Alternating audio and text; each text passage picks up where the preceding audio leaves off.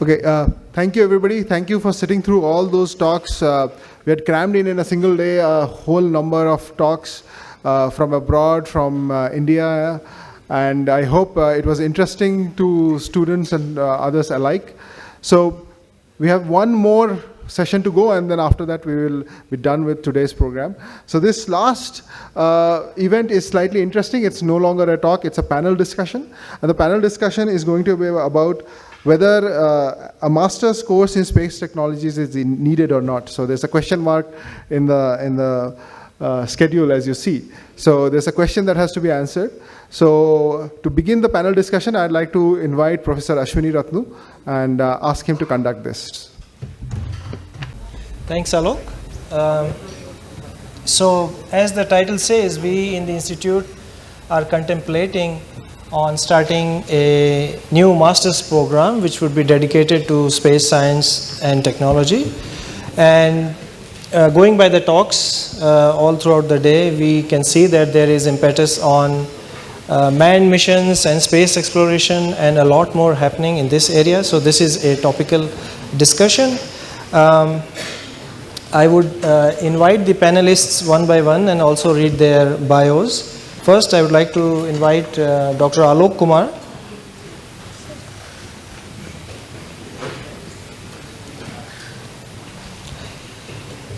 Dr. Alok Kumar received his bachelor's and master's degrees from the Indian Institute of Technology, Kharagpur in 2005, and his PhD in mechanical engineering from Purdue University in 2010. He joined Alberta's Mechanical Engineering Department in 2013, where he was the Canada Research Chair in Microfluids for Biological Systems. He moved to the Indian Institute of Science in 2017, where he has now re-established his lab with a focus on fluid mechanics and space bioengineering. A very warm welcome, Dr. Kumar. Next, I would like to invite Dr. Neha Satak, co-founder and CEO of Estrome. Neha holds a PhD from Texas A&M University and a master's from the Indian Institute of Science in aerospace engineering with specialization in estimation theory, dynamics and control theory. She did her bachelor's of engineering in electronics and communication engineering from Rajasthan University. She was awarded the prestigious Amelia Earhart Fellowship by Zonta Foundation during her PhD. In 2020, Neha received the Unreasonable Fellowship, a global community of select growth stage entrepreneurs, institutions and investors to profitably solve pressing global problems. She is also a WEQ Fellow, an award jointly given by Anita B. Org, USISTEF and the Government of India. In 2019, she was selected for ITU's Equals program.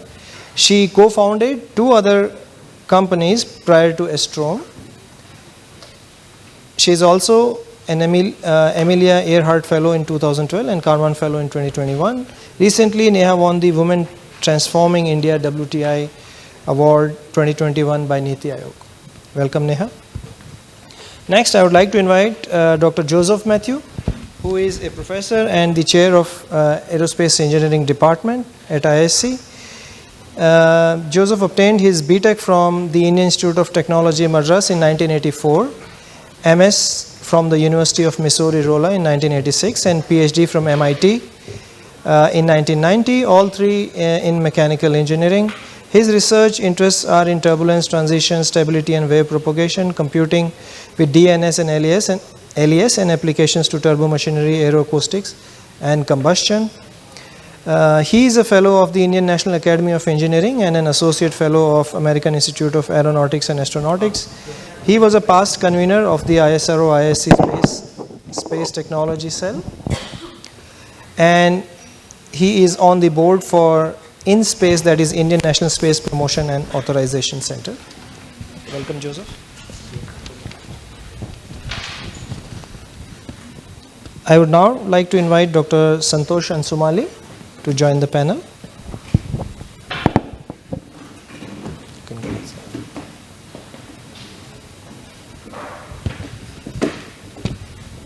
Dr. Santosh is a professor at Jawaharlal Nehru Center of Advanced Scientific Research. We heard a talk from him just a while back. He is the founder of Sankhya Sutra Lab. Before joining JNCASR, he was a member of faculty at NTU, Chemical Engineering Department. He got his PhD from ETH Zurich in Department of Materials. And he also did a postdoc at ETH Zurich, Department of Energy Technology. He holds a master's degree from the Indian Institute of Science in Chemical Engineering. So a warm welcome to all the panelists.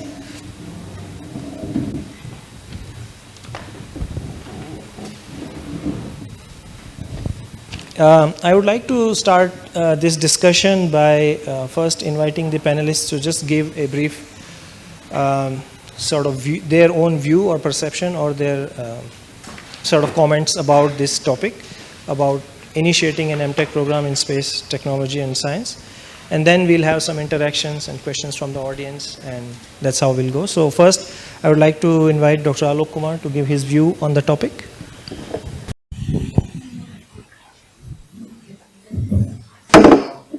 So I'm not going to pretend that I know the answer to the question that has been posed, but maybe I just put forward my views in light of my activities in the last 3 years that I've spent in this area. So in January 2020, I had as a visitor Professor Ponisendu Somasundaram from Columbia University, who visited us for about a couple of months here. And then when he was here, we started talking about a course in space exploration and mining. And after that, obviously, COVID happened and threw some of our plans on track. But I ended up doing guest lectures at Columbia University from here itself on this particular course. So he went back and then he started that particular course. And I was a guest lecturer there. So I got to bit of a sneak preview of what some of the universities are doing and what they are thinking. What I found was in that course, it was quite exciting. The first time, only 4 people enrolled. So when I was giving a virtual talk, it was only 4 people. But the next time, it was 35. And the next time, it was some 50. But there's a huge amount of interest from students. But I don't think everybody knows exactly what they want to expect out of it. But there's a lot of enthusiasm about space exploration, especially what might be coming for humanity in the future. The space age 1 is behind us, but what is in store for us in the space age 2, in a sense. But then I also saw that the structures of the course were very sort of ad hoc, because what we did is we did a series of lectures of each person what they had done in space science and in the area of space science and technology. But each person was doing something else. And space is vast, right? So somebody is working on understanding the sun, somebody is trying to understand the planets, somebody is interested in making giant telescopes, somebody is interested in making, going mining near the Earth asteroids. The others are working on more relevant problems like saving their astronauts on ISS and dealing with circumstances that happen there. So this, I think, the whole area of how academia realizes that this problem has to be addressed. There is a need for an academic program in this, but so the next one we did is with Venkat, obviously being nucleus here, we started the space biology biotechnology course, of which this is an outcome, by the way. I mean, this will have become this was more intended to be a series of guest lectures for our students, but we decided to open up the doors to everybody, and I think hopefully we'll get some feedback from the students also. But we had a series of talks from each in their own respective area. But I think we still don't know how to build, because there are so many different aspects. It's truly interdisciplinary, right? This is a different extreme of interdisciplinary. So I think the question is how to accommodate this level of interdisciplinariness in an academic program and still keep it relevant. Thanks, Alok. I would now request Neha to give her views, particularly from the industry point of view. Thank you so much, Ashwini. So, I think my perspective is completely industry driven because I did my PhD, but after that, I have been in the industry, doing startups in the space industry as well as telecom industry, till now. I think it's very, very important for us to divide the space, the space sector itself in two parts. One is the commercial space, which is basically, companies, launching satellites and doing things with that, basically imaging, communication, as well as the propulsion. So that's kind of the new breed of, startups that you see all around the world. And then there is the exploratory companies, which are still lower in number as compared to this vast, pool of companies who work on, world problems that need immediate attention. And then there are the exploratory companies who require things in the long term. So if you look at structuring the program, I think my opinion is that most of the people who will be joining this master's program, I think we should have a program. Let me first be very direct that yes, we should have the program, but what kind of program is a very important thing to think about. What Alok said, basically space is really vast. So I think it's very important to create a base, baseline of what, first of all, what kind of students will be joining that program and what kind of education they need. So I'll just give you an example. Like, I am from electronics and communications engineering. I did my bachelor's in that. And then I entered aerospace engineering. So ISC actually prepared me to learn about things which I never knew about. For example, aerodynamics, for example, propulsion, and all of these topics which I never had in my bachelor's. So it is also very important for the MTech program that ISC offers to actually have a base knowledge created for anybody who's coming from any other discipline. So for example, somebody coming from mechanical should also learn about what is a link budget, satellite link budget. So the basic courses should form the basis of, the first part of the MTech program. This is my opinion, of course.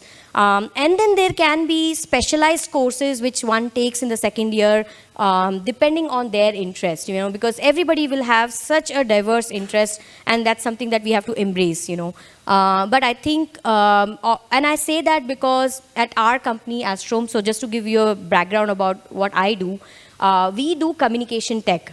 We do communication tech for telecom as well as space.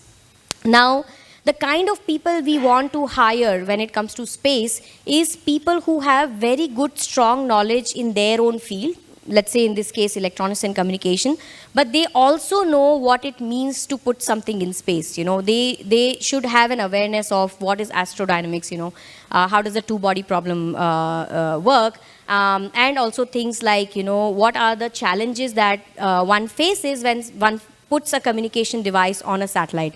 So I think my opinion would be that a course is needed, of course, but I think it needs to be structured so that it's very holistic, and it is not really only pivoted towards the exploration part of it, space exploration part of it, but it needs to also cater to the base, requirement which the industry is having today. Because if you see in India alone, there are like tons of startups that are already there, and new startups which are coming up who are either specializing in a particular space system, or they are actually doing a whole system, putting up a constellation, or doing things which is very, very commercial and very, very something that is solving the problem now.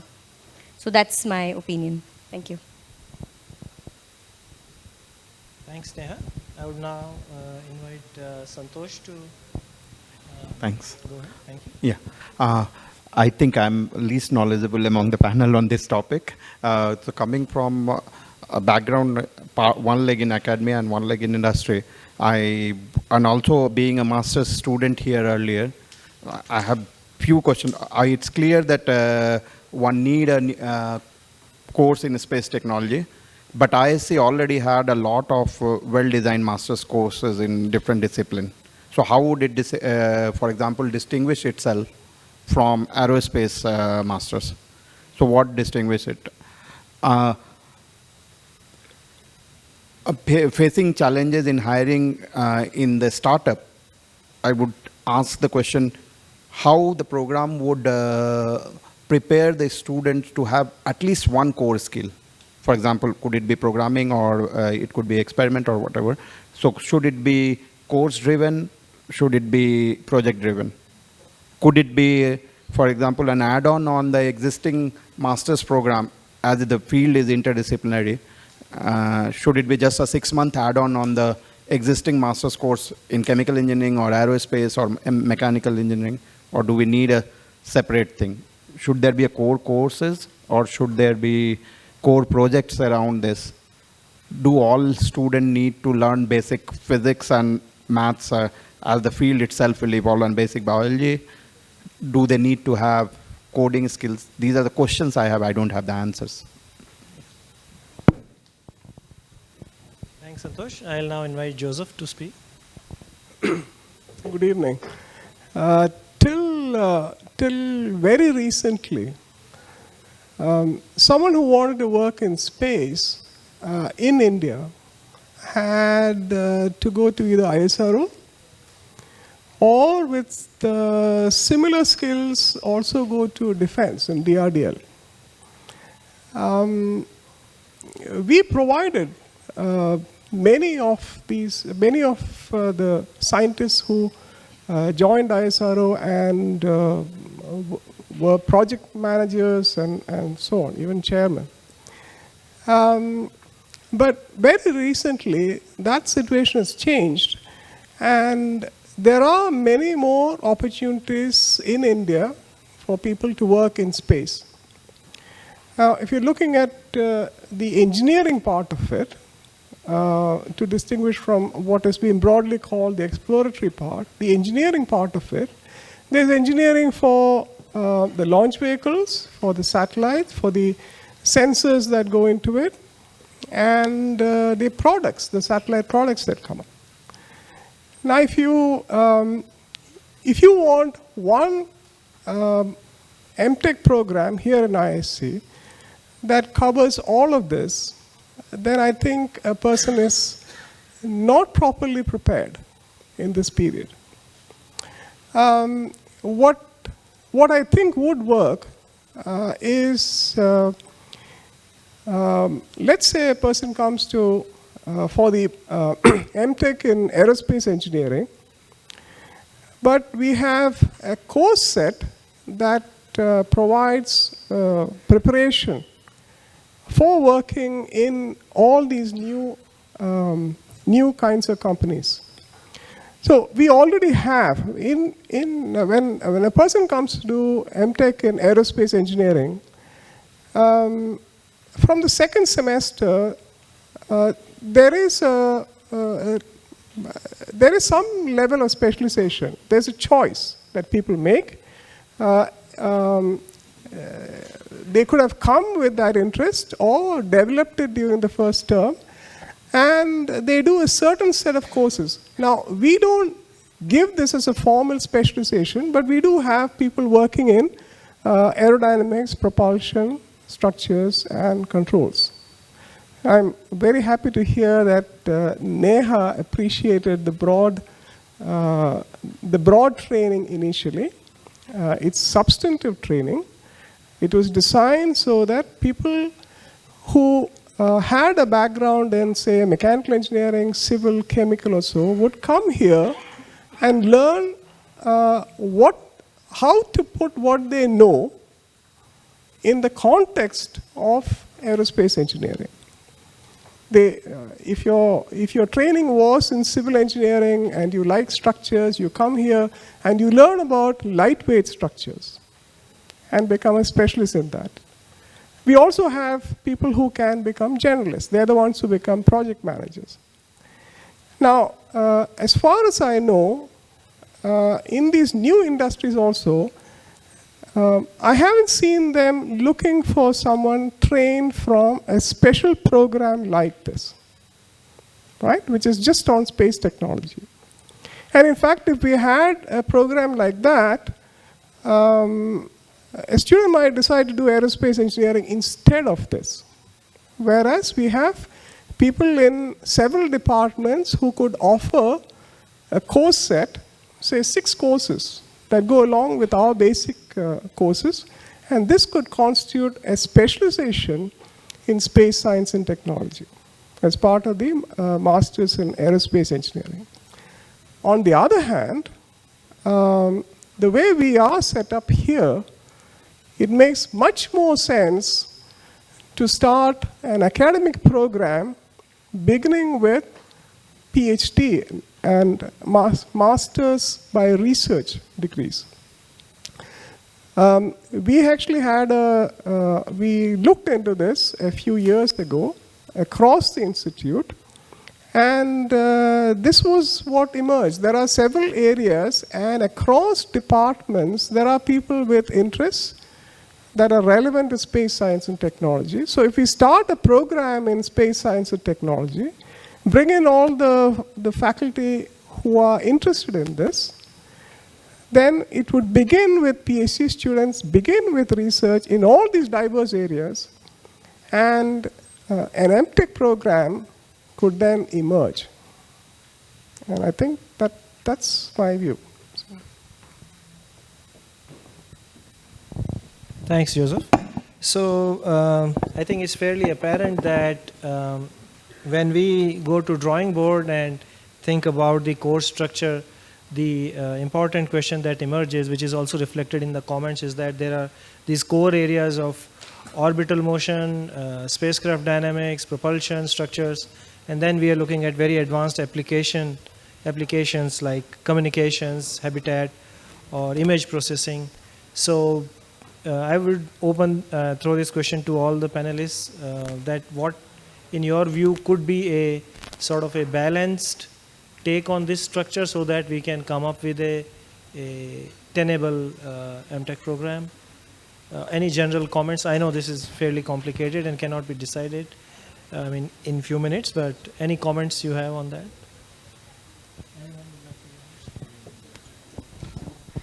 I think I really like the idea that you put forward, that do a PhD program first. So I just wanted to share my experience. So I did my PhD at Texas A&M University, and there I think the first year or so I got to learn things which I did not learn at ISC. So for example, astrodynamics, that was one of the topics that is probably missing here. So it was something that gave me a lot of base, in space. I think aerospace engineering in IISc is very good for aerospace, but not especially for only, space, So I think if we can have more base courses which educate, in that domain, that will be very good. And it can be a, like you said, choice driven thing. Somebody is doing aerospace engineering masters, but they can actually pick to do specialization in space, and they can take those courses and not the others. So I think that's probably a good idea, I would say. And then starting from PhD and then a master's degree emerging out of it is also good, because then also the faculty becomes more equipped to do specifically space research. I think at ISC, a lot of it is aerospace research. That's what I felt, as a student. I'm not sure if it has changed, but I just wanted to put that forward. Yeah. Thanks. So a specialized research effort, and then that obviously leads to these programs, right? I also wanted to ask that now in India, the private partnership in space is coming up in a big way. So what are your thoughts on any of those emerging areas that could drive some of these academic sort of programs? This could be something very specialized, maybe only for people with communications background, but particularly relevant to space. So Santosh and Neha, would you have any comments on any specific areas that you think are topical and would be crucial as training? Yeah. I will first like to come back on the previous question. So there, in place of starting PhD program, if there is a need, would that make sense to have add on something like a dual degree program, which is done at undergrad level, but not at this level, where it's an add-on rather than subtraction from the core program. And again, how much of it could be project driven, because we also have to think where these students are going to get the job. Okay, so just a quick comment. Dual degree, by that you mean masters and PhD? No, Because- masters in aerospace plus masters in space technology, or masters in chemical engineering plus masters in, by doing some extra courses, maybe spending 6 months more at the Okay. place. To me, it would make more sense in that way. Yeah, yeah. That's Yeah. interesting. I don't think we have a degree structure like that, but yes, that's an interesting idea. In that way, we would also know the student interest, whether they really want to do. All right. Yeah, and how much of, for industrial thing, again, how much of hard skill we can impart in this one, other than the core overview. And in the hard skill, I would think the education should be driven more by the project mode rather than the class mode. Yeah.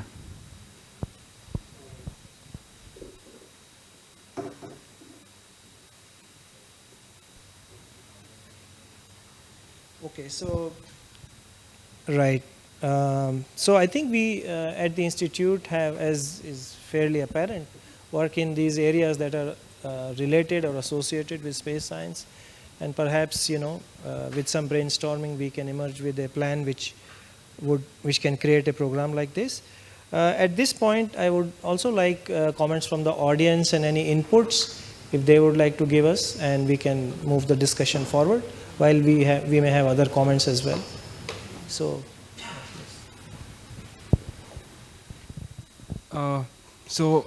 First of all, fascinating panel discussion. So, as we know, we had a very long session about space biology and biotechnology. So, what's your opinion on having this component in the course, or do you think this entire field deserves another course in itself?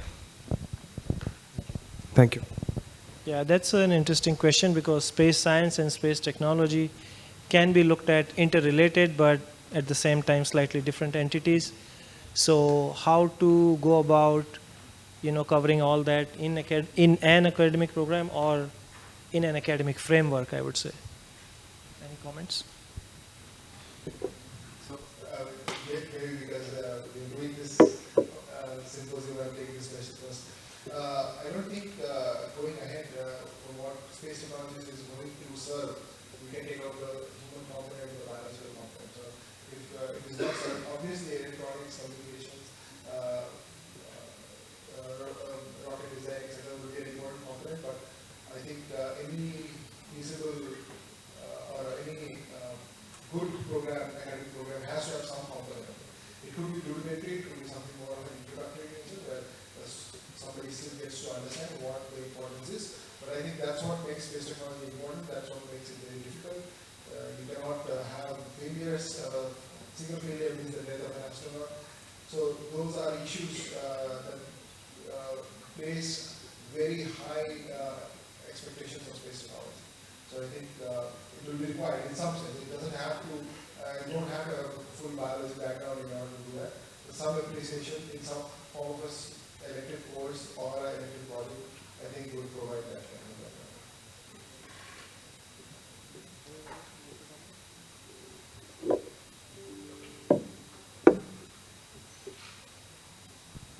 Yeah. We also have MSc in Life Sciences. We have BSSC, which takes complementary strengths in engineering and science together to, for things to emerge which are at the interface of these two, where the technology is important, but you also need to know the underlying science. I can speak a little bit about an MTech program that could begin, like I said, with the first term. If it is for engineering, if it is mixed up, then you can't. I think if you want more of a science content, it must be rooted in a science department with some exposure to technology through the additional courses. The project would be mainly in science, but there'd be some aspects of this as required. If it is coming from engineering, then see, let's say we had this PhD program, and there were like 6 to 10 faculty across the institute who are working on different aspects. They would also offer some courses.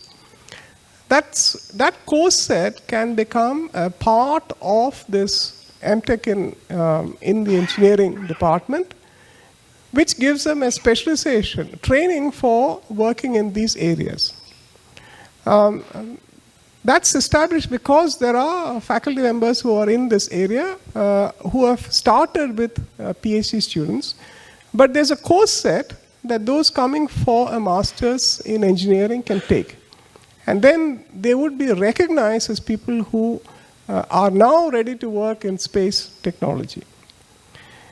I think there's something about this institute that may not be evident. We don't do just the listed courses. There are people who will offer, as part of what they're doing for their research, they will offer maybe a month-long informal series of lectures in a certain area. If you bring together these 10 people in an academic program, then they will offer small modules. You don't need to get, you don't need to get listed credit in your transcript for you to have become trained. We do this all the time because for PhD students, they can't spend a whole semester learning everything about a subject, whereas they can spend about a month learning a lot of very useful things. So I think if a program like this is started with about 6 to 10 faculty across the institute who have an interest and want to invest a part of their efforts in space, then I think all of this can grow.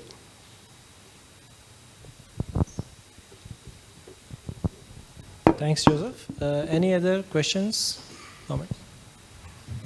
So I come from an undergrad institute, and we often see students thinking very pragmatically about issues, right?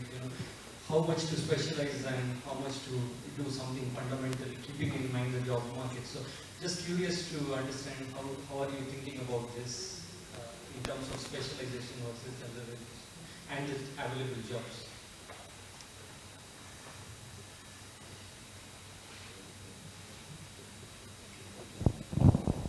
So, I mean, I'm just giving you from a perspective of, a person who hires.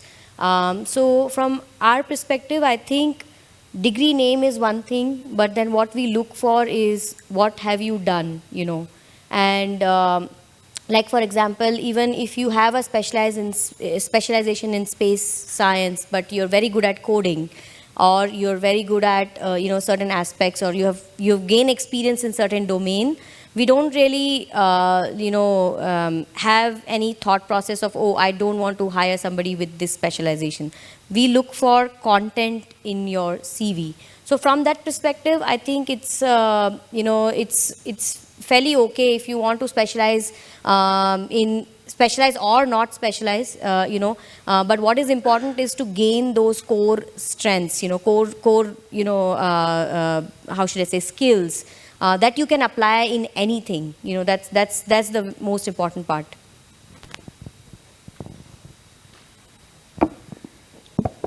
Thanks, Neha. Any other comments? Yeah, hello. I'm an astrophysicist in the physics department here, so I just got to know about this. So we come from the other side, the opposite side of this endeavor, and our focus is really to understand what happens in various things. The group here is mostly sort of doing computation and theory, but the Indian astronomy scene is actually growing really, really fast. Really fast. I've seen it over my 10 years that people in other institutes. This activity is not so much in IISc.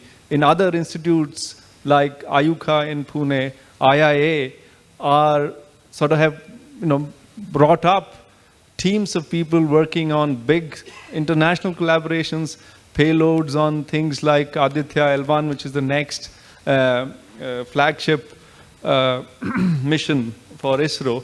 So here we have a lot of fragmented expertise, much better perhaps than a lot of these places which are doing astronomy and space science, but it is spread across these different academic silos.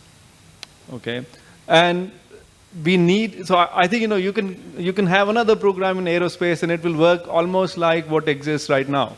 It will not have any impact. It's almost certain. Somehow a mechanism has to be involved, at least to have intellectual contributions, if not like courses or so on, from all these different departments that we have, like astronomy group here in Earth Sciences. They do a lot of planetary stuff for which companies are interested in exploring other planets and the interplanetary space. Atmospheric sciences. So I mean, I see there's a lot of expertise available, but then I'm also busy in my day-to-day work. So if you have such a program, what it can do is through some sort of a joint project or something will help connect these different silos. So we have experience, a little experience in astrophysics here. There's something called the Joint Astronomy Program, which has been running for more than 40 years rooted in the physics department. So what it does is it takes students in astronomy. So basically people who are interested in doing astrophysics, but they have a choice of joining various astronomy institutes in Bangalore. So some join here, some who are not interested in theory but more in building instruments join ISRO, some join IIA, and what that enables us is to be part of that. Even though we are not working as a thesis advisor, then we are in touch with what's happening. And if somehow that can be brought in this, that will go a long way. At least you'll get to know what's happening, right? So that's my input. Thanks, Pratik. Very interesting. So I think as Joseph had mentioned that, if we have 6 to 10 faculty members, so we can have a coherent program which encompasses all these elements that exist on campus. And I think this is a wonderful comment. So yeah, I'm sure we have more than 6 to 10 people. We have perhaps 6 to 10 departments who have stakes in this potential research program. And if we can create a coherent program, then obviously we have a good future. So that's very nice. Thanks. Any other comments? I have a question for Joseph. I thought we had a discussion similar line some years back about an MTech course in space. I don't know what the name was. Some years back, did we have a similar discussion about starting a master's program related to space? There was. There was a program some years ago on satellite technology, and it ran for a very few years. There were faculty across the institute who taught in this. The enrollment was not very high, and also it was funded by ISRO. And when many of those who got trained left for other places, the funding also stopped. No. I'm very conscious that if we start programs, they must be sustained, and that's why I would be reluctant to start a new MTech program in space science technology. To get this going, to has a part of MTech in aerospace engineering, that's fine. You can actually do it in mechanical also. That's possible. Offer a specialization. The courses needn't come from the department. It can be across. Yeah. To anchor that, I think we should bring together faculty who would, they have a joint interest in space. They would meet. They would have seminars, once a week, once in 2 weeks, once a month, it doesn't matter, but they will all come together because they have a certain common interest. Though their special activities are different, they have that common interest. And that can, so this sort of thing can become very enthusiastic for students in other disciplines also, and from people outside the institute. They would want to come here. If there is a program in this, I think there'll be people ready to come. Interesting. Another, how many of you are familiar with this? I remember reading about MTech in space technology, and maybe in Sri Venkateswara University, Tirupati or somewhere. They thought they started it a few years ago. How many of you are aware of it? The program was called MTech in space technology. There was a time when IISc, IIT Madras, and maybe MIT, nobody else was having any aerospace program. Now there are many colleges and universities offer that. I do remember, if I find it, I'll send it to you. They have an MTech Space Technology and Application was the name, if you remember.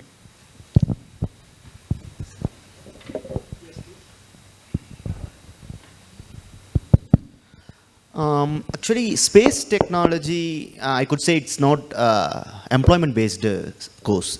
It's interest-based course. Say, for example, if you look into the profile of many eminent scientists, their earlier career will be something else, not relevant to space biology. They have developed their career in space biology because of their own interest. So my suggestion is, what if it starts as a part-time course? Because the other peoples who were in other discipline, they also join in this. Okay, so that sort of takes our attention to this specialization mode, right? Where you have a core discipline for your masters and then you do a specialization. Or do you mean, what do you mean by part-time? I mean, sorry, I couldn't understand the question. Like, what if started as a part-time course? That whatever the space technology was. Yeah, I think, part-time or full-time, yes, applies to all the courses here. I mean, any course can be taken part-time if if there is a provision. I don't think we have a provision for part-time degrees here. But if it is about specialization in space, then that can be taken in conjunction of an existing program. But otherwise, I don't know if we can really have part-time course here. That's my understanding.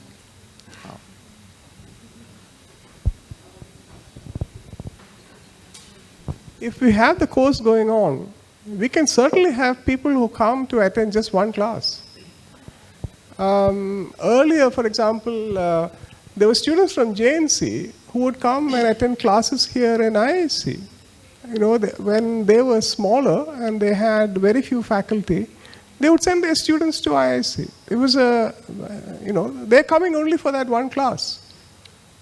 So if we have these courses in place, then people who are not registered for a degree can still attend.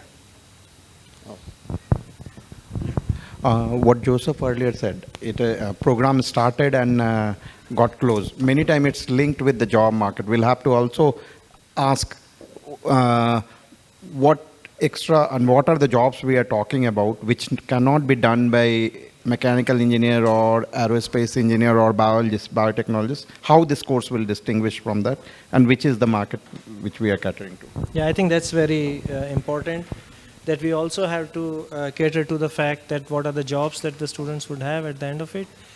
And yeah, if we can make it very attractive, then the program can be sustained, or perhaps it can grow. I think we have just 5 more minutes. Approximately that much. So if there is any other comment or question, we'll take maybe 1 or 2 more. You and you. All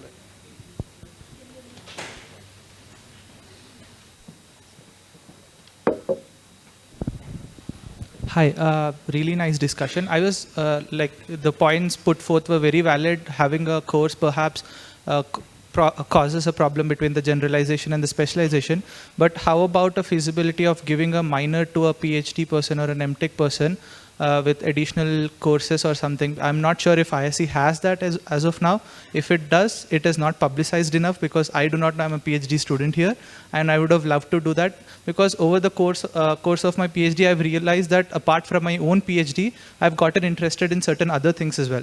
While officially I am able to credit those courses, I am able to show them on transcripts, but if I could do something substantial in that, maybe do a small project or get more expertise into that, that perhaps would help me go even post PhD if I want to shift fields, if I want to look out for something else, that might be good help. I think that's a great comment. Anyone would like to comment on that? All right, so I think this was a point that had come up in some of our previous discussions also, and I think this is very constructive to have a minor in an associated or a slightly different topic, which is obviously complementary and beneficial. Last, somebody from here? So since the important part is the MTech students that you're going to have, why don't you put them in a space flight, make them experience at 0G, bring them back, get into the class, because they have to be enthusiastic. Obviously the courses are going to be tough. All right. I mean, yes, I wish there was somebody from ISRO on the panel because it would be appropriate for them to respond. Is this suggesting a short-term internship? But I don't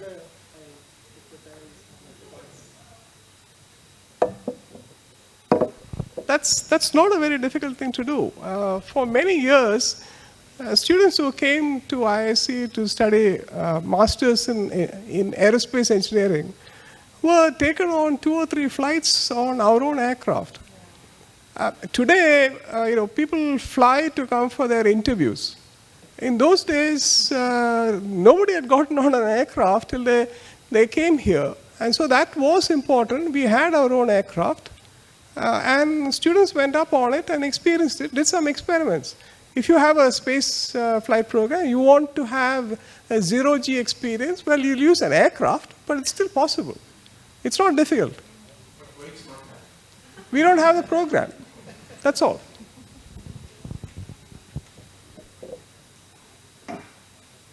All right. Any other quick comment? Maybe one last. Okay, there are too many hands. Yes, please. Instead of introducing an MTech program, you could also look into introducing a BTech or an integrated MTech program. As Sir said, spirituality is quite a vast topic. So if we just introduce the side of us, you said part-time or specializations, I don't think we'll be able to cover the entire scope of it. So if we're able to provide a base in space technology or introduce an integrated MTech program, I think it'll be more. Yeah, that's very interesting. I think the comment came up just a while back. So here, since we are dealing only with graduate courses, that's the difficulty, but I think it becomes more feasible if you have an associated BTech program. Yeah, that's right. But we don't have one yet. Yeah. But hopefully, yes. A couple of quick comments.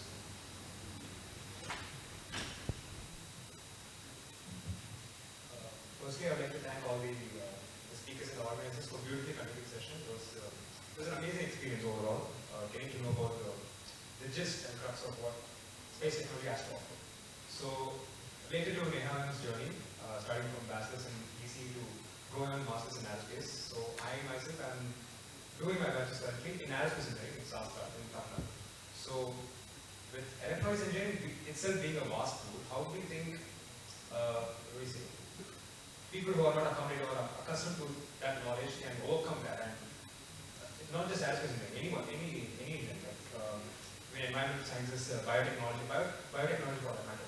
How can we overcome the vast pool of knowledge that comes from electronics engineering? And related to that, how do you think you will cope up with the newfound course in masters, which is space technology, which you'll be introducing? Thanks. Neha, would you like to respond? Just want to clarify the question. Your question is that how does somebody who is from a core field in bachelor's basically learn so many other things in their masters, right? So I think To be very honest, like it's really the passion, you know, your liking for that particular stream that motivates you to learn so many new things, you know.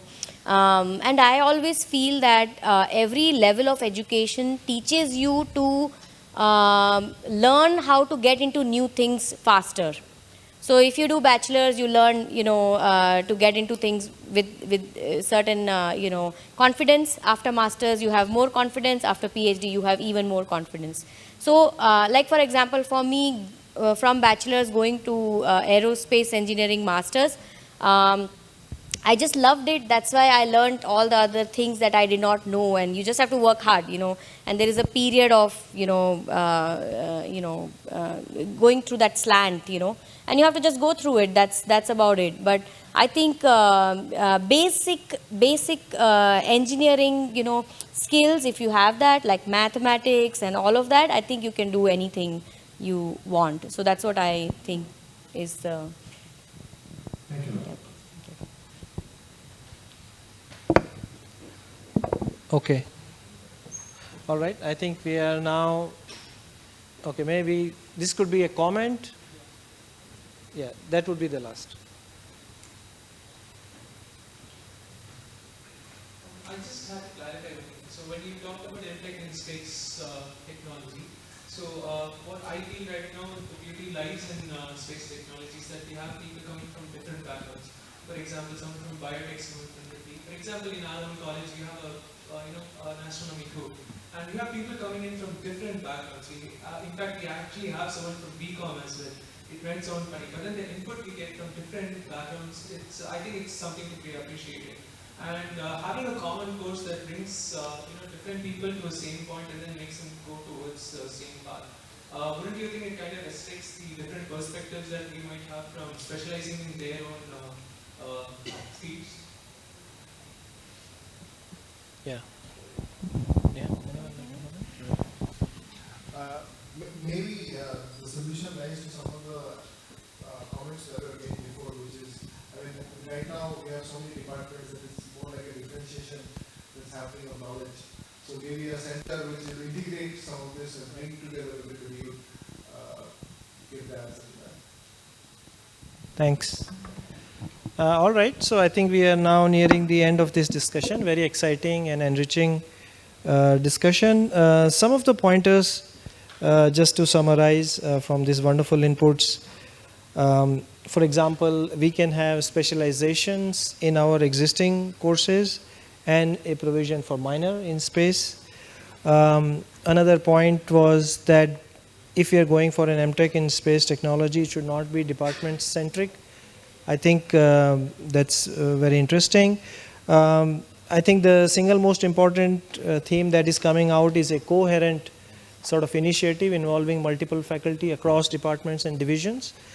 And when all of them, getting together, this would lead to, further research, strengthening the research areas and also floating new academic programs. Of course, research is the strength that we have at the institute. So I think there is a lot of potential there. And the dual degree comment was also interesting, but I think that we'll have to wait and see once we have the bachelor's. And last but not the least, we also should look at the job market and what is more sort of attractive to that would be helpful in sustaining the program. So with that, I thank all the panelists for their wonderful comments and also the audience for joining us today. Thank you.